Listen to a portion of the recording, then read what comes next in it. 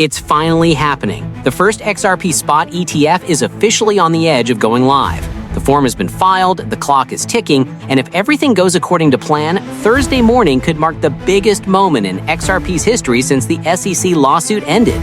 But what does this really mean, and how could it completely shift the crypto market overnight? Let's break it all down. And if you're new to crypto now, make sure to hit that subscribe button right now, because when major moves like this happen, timing is everything. The filing that changes everything. So here's what just happened. Canary Capital has officially filed Form 8A with the SEC. And this isn't just another boring document. This is the final green light before an ETF can actually begin trading. Think of it this way. Filing Form 8A is like a pilot saying, "Tower, we're ready for takeoff." It means all systems are checked, approvals are done, and now it's just waiting for one word: go. According to Eleanor Terrett from Fox Business, who's been dead on with SEC intel in the past, the XRP spot ETF is set to launch Thursday morning once NASDAQ signs off on the listing. So no more if, we're officially in the win.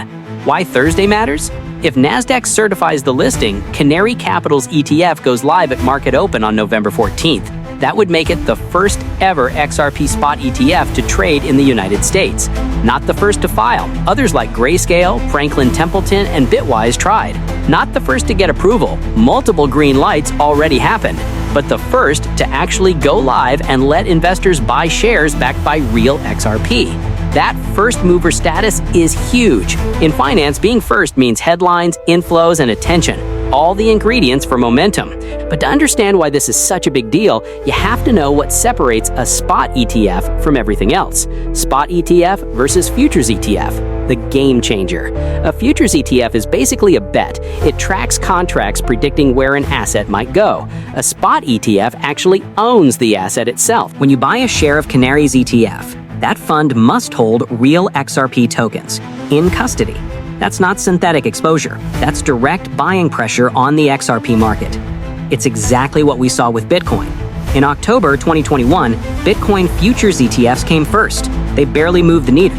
But in January 2024, when the first Bitcoin spot ETFs went live, $50 billion flowed in within months. That real accumulation pushed Bitcoin to new all-time highs. Now XRP is walking that same path, and Canary Capital is the first one on the runway. Day one, the pressure begins.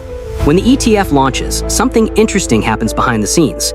Big institutions called authorized participants, usually market makers and broker-dealers, have to create ETF shares by depositing real XRP with the fund's custodian. In simple terms, to sell XRP ETF shares, they first need to buy XRP itself. If the hype matches what's expected, that means instant demand and a flood of XRP buying as soon as the market opens. We saw this play out with Bitcoin's ETF earlier this year. Billions poured in on day one, forcing market makers to buy Bitcoin at scale. The result? Prices spiked fast and kept climbing for weeks.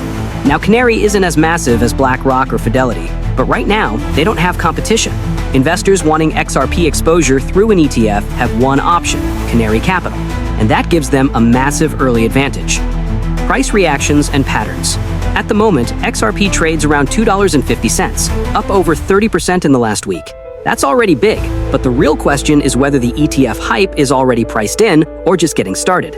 If we look at Bitcoin's playbook, the real move began after the launch. When Bitcoin spot ETFs dropped, BTC sat around 46K. By March, it was over 70K, a steady rally powered by institutional inflows. Now XRP is walking that same path, and Canary Capital is the first one on the runway. The ripple effect, other ETFs racing to follow. Canary might be first, but not for long.